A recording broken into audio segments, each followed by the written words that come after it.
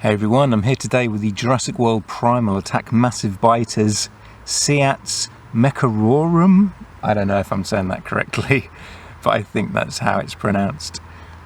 Now, a quick look at the packaging. It's your standard Jurassic World packaging now. The fence and the sunset in the background, Owen and blue in the bottom corner there. You've seen it all before.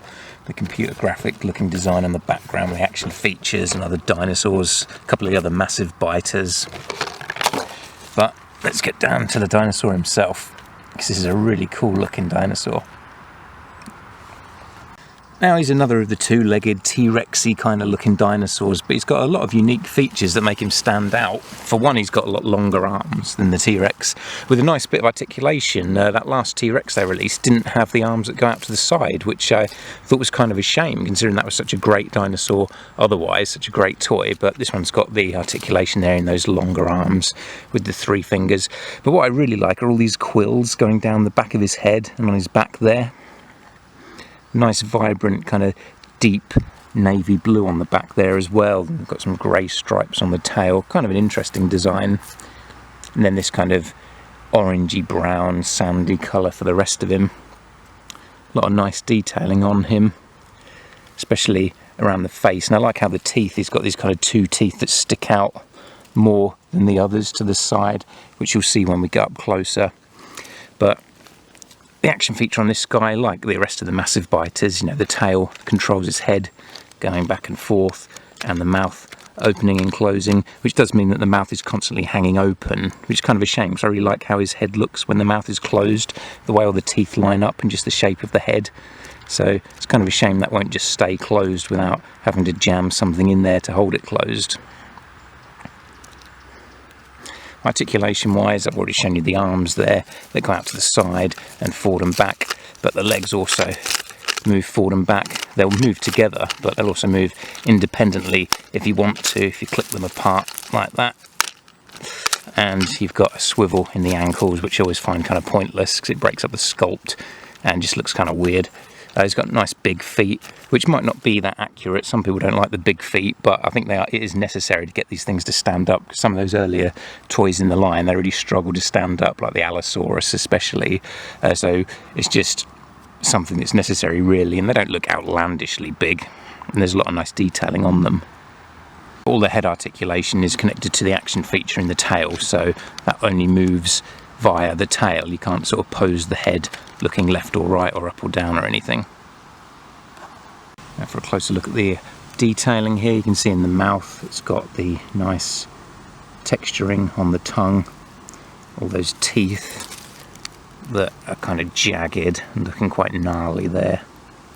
Really nice head sculpt as well. A lot of intricate detailing. You can really see the bone structure of his face, which I like. And then all these quills going down the back.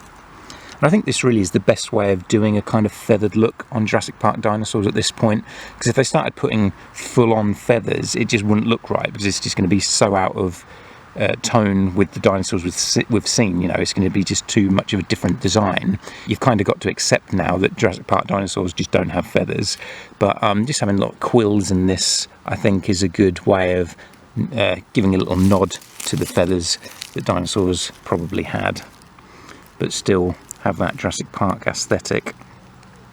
See the grey stripes there and all the details of sort of bits of bone sticking out there, giving slight spikes on the thigh, and all little kind of wrinkles and creases in the skin, maybe scratches and scars as well.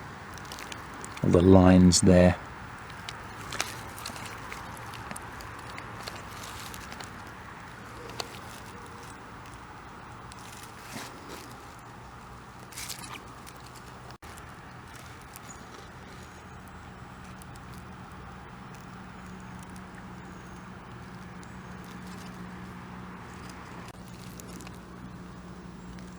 The other side of his face. I really do like that deep blue colouring.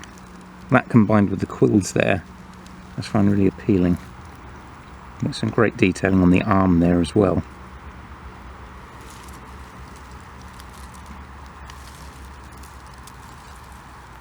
And then we go.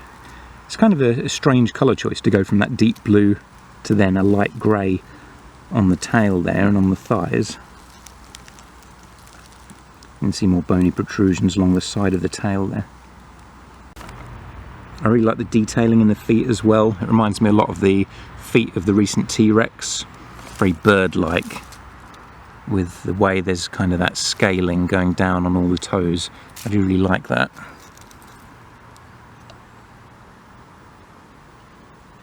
We didn't get that quite as much on the earlier dinosaurs. It didn't protrude as much as that. So I do like how they've really made that bit of detailing stand out on the bird feet. You can see there's that extra toe that isn't painted on the nail there, but we're used to that now. It's kind of easy to do yourself if you want to, but it's only a tiny little detail that isn't painted.